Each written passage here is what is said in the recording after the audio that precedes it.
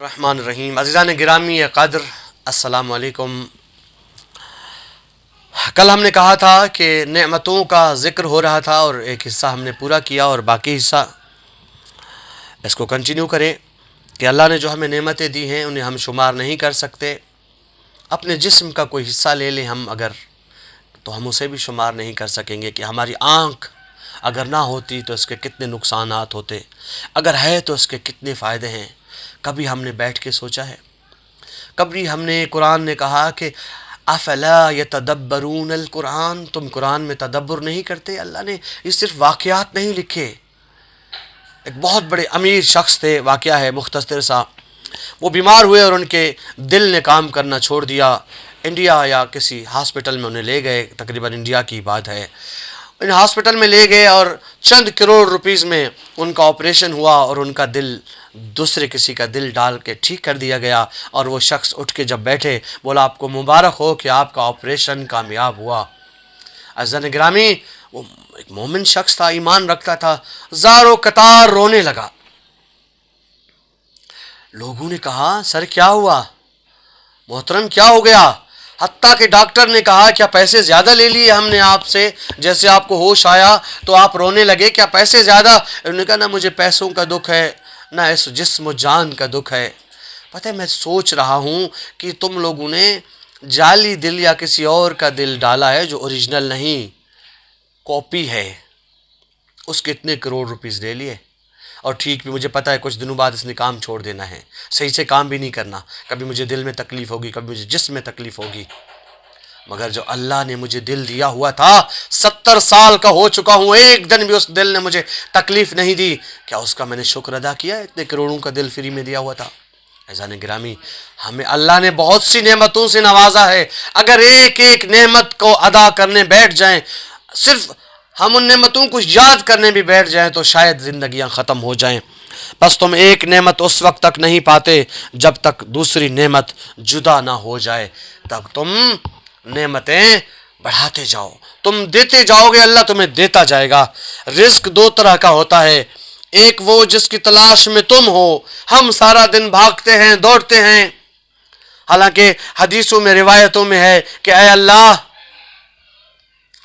اللہ ہمیں پتہ نہیں کہ ہمارا رزق کہاں پہ موجود ہے، زمین پہ ہے یا آسمان میں ہے، خشکی میں ہے، تری میں ہے، پہاڑوں پہ ہے، کسی کے ہاتھ میں ہے، کسی ملک میں ہے، ملک دیار میں ہے، امریکہ میں ہے، کینیڈا میں ہے، لندن میں ہے، یا کہیں انڈیا میں یا سعودی عرب اور دبئی میں میرا رزق لکھا ہوا ہے۔ اے خدا میں نہیں جانتا، بس میں اتنا ضرور جانتا ہوں میرا رزق جہاں بھی ہے، مگر تو جانتا ہے کہ میرا رزق کہاں پہ لکھا ہوا ہے، اور اس کے اسباب بھی تیرے پاس ہے، تو خدایا مجھے اس ملکوں کے دیاروں کے چکر سے بچا لے، میرے رزق میں برکت دے دے۔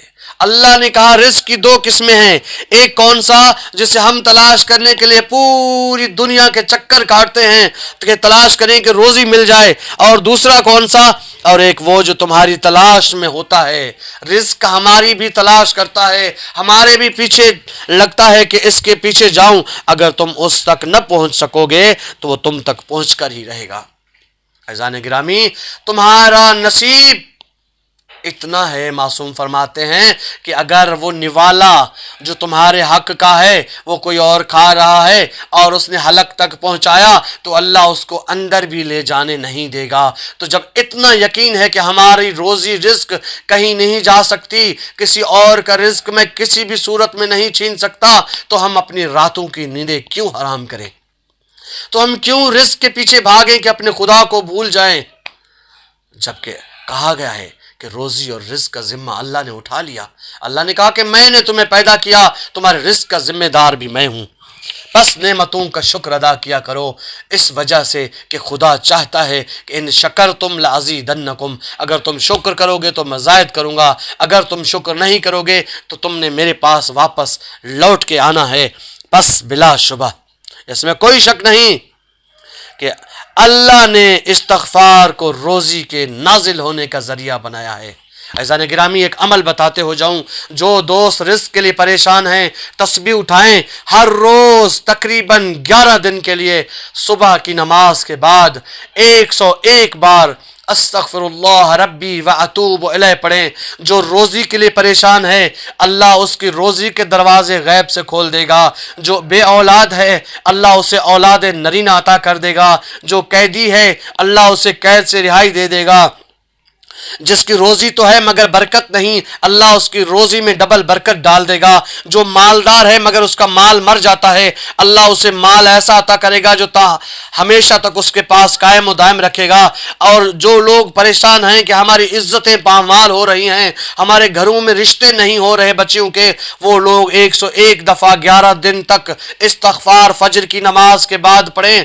اسی 11 دنوں کے اندر تمام معاملات حل ہو جائیں گے۔ یہ میرے مولا آقا امیر المومنین علیہ السلام نے فرمایا، اور قرآن مجید میں بھی ہے کہ پریشان ہو تو استغفار کرو، اولاد چاہیے تو استغفار کرو، روزی کے لیے پریشان ہو تو استغفار کرو، اولاد کے لیے پریشان ہو تو استغفار کرو۔ تو ہر چیز کے لیے جب استغفار کا کہا گیا ہے تو ہم پریشان کیوں ہوں؟ استغفر اللہ کی ایک تسبیح ہر روز روٹین بنا لیں، انشاءاللہ دنیا آپ پہ رشک کرے گی کہ کہاں سے اتنی نعمتیں آپ کو حاصل ہوئیں۔ اے اللہ ہمیں اللہ کی نعمتوں کا، اپنی نعمتوں کا شکر ادا کرنے کی توفیق عطا فرما۔ والسلام علیکم ورحمۃ اللہ وبرکاتہ۔